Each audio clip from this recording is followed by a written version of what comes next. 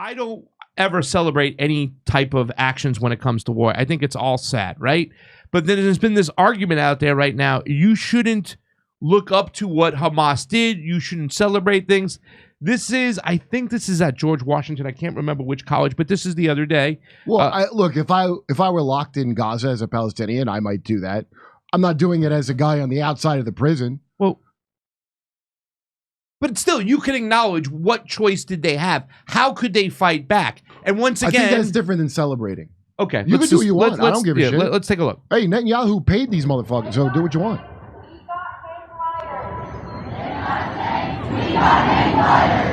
Glory to the resistance fighters! Glory to the resistance fighters!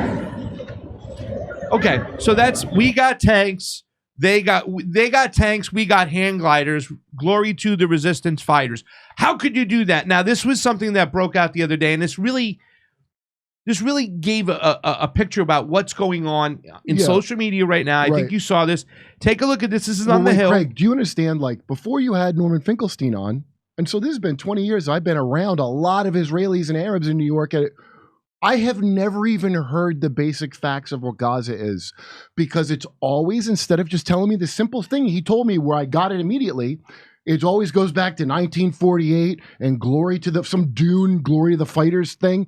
And nobody ever finds out the real story because of going, glory to the fighter. I think it's counterproductive, because I know for me, I didn't understand it until the guy literally just said, it's 5 miles wide, 25 miles long. Everybody's locked inside. It's denser than Tokyo.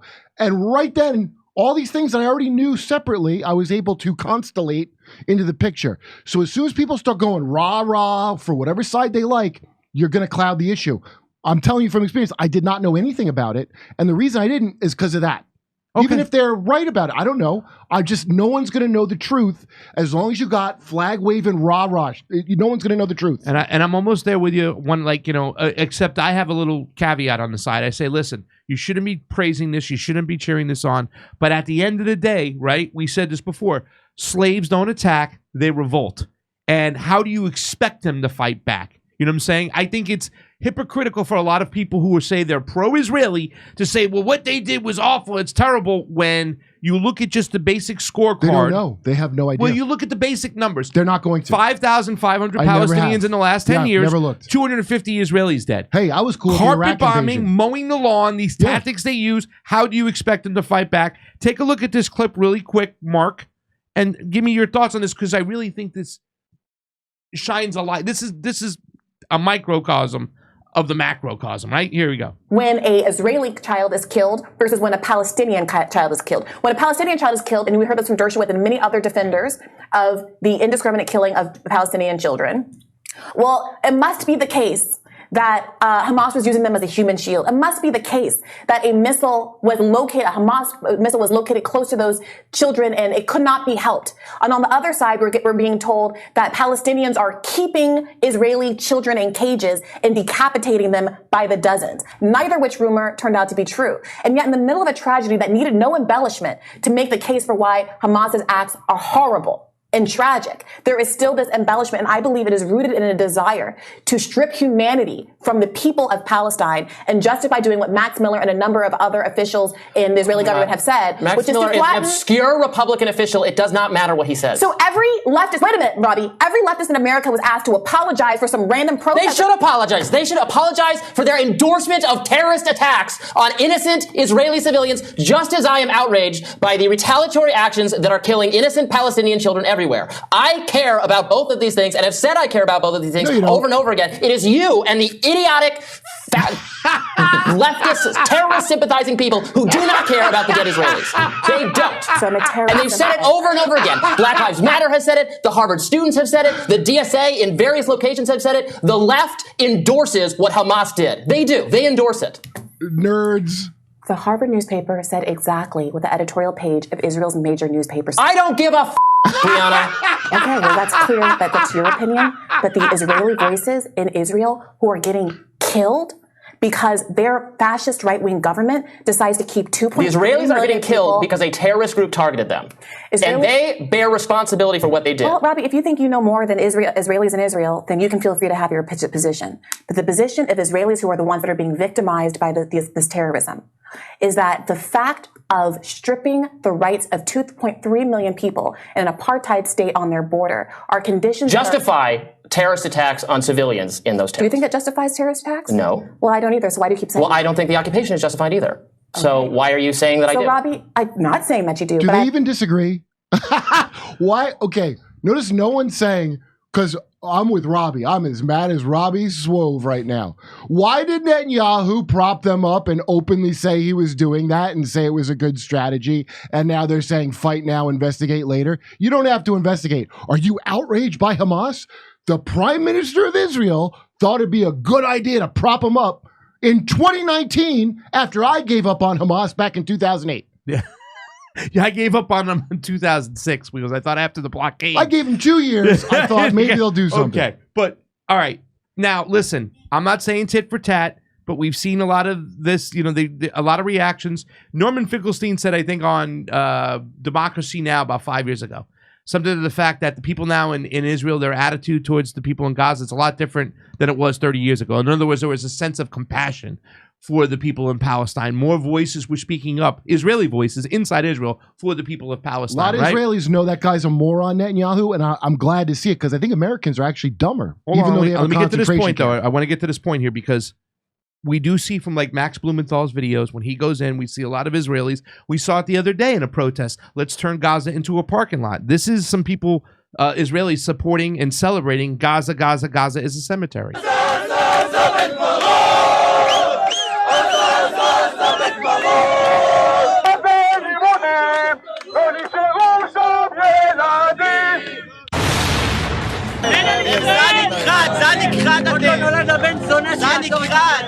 Well, woke is dead. He has a point. So, Mark, I just want to give you. I want you to give me your opinion on this right now because, you know, like I said, a friend of mine is a little bit upset with me because I was saying, well, because of my tweet when I said slaves don't fight, they revolt. I don't know what you expect them to do, whether they knew about this or not, whether this is a planned, you know, operation or if it was a false flag. It doesn't make a difference.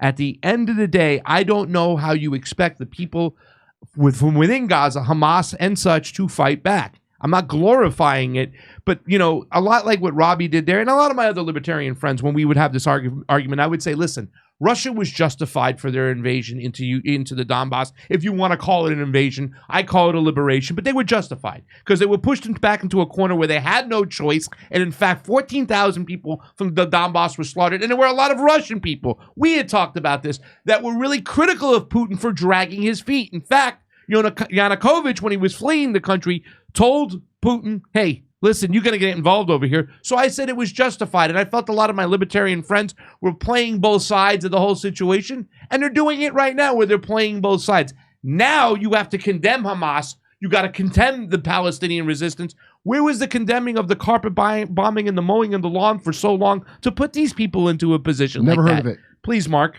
your opinions. Yeah, this blonde guy in this video, where'd you find him? Because I think he deserves an Oscar. He was really getting pissed. That was him getting pissed. He's just really a nerd. This faux sense of moral superiority over, oh, they're using terrorist tactics. Please. The U.S. supported right-wing death squads in South and Central America that killed civilians, leftists there for decades. They supported head-chopping jihadists. I mean, they literally armed head-chopping Al-Qaeda jihadists in Syria and Libya, right? Israel did as well. The Israeli defense chief came out. Yeah, we supported Al-Qaeda's local affiliates in Syria because it was useful. It was geopolitically useful for us. And they support literal Banderite fascist Nazis in Ukraine, killing the people of Donbass for 10 years. But then they claim moral superiority over Hamas, the people of Palestine turn to anyone who will resist and has the capability in any way, shape, or form. But when they use terrorist tactics against an Israeli or an American, then it's terrible. What I say to that? Screw you, you fucking hypocrite. Well, I say you don't respect the international rules-based order since World War II, sir. Yeah. I agree with Kurt, right? From an armchair, I would say I watch those videos and first of all, we all know half of these things are more Kuwaiti incubator baby bullshit. Nonsense. Yeah. But they did kill civilians, right? They did. I've seen, they shot rockets into civilian areas too, as well. Yeah. And I've seen it, and I said I wouldn't do that. But I'm not in their shoes.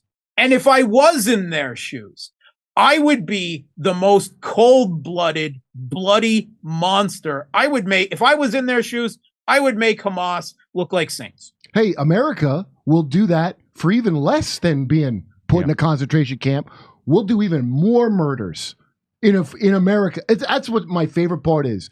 The part where you switch back to being a gangster and go, well, the world's a tough place. The Team America World Police philosophy. Hey, dicks fuck assholes. That was the big ending of, and I agreed with it.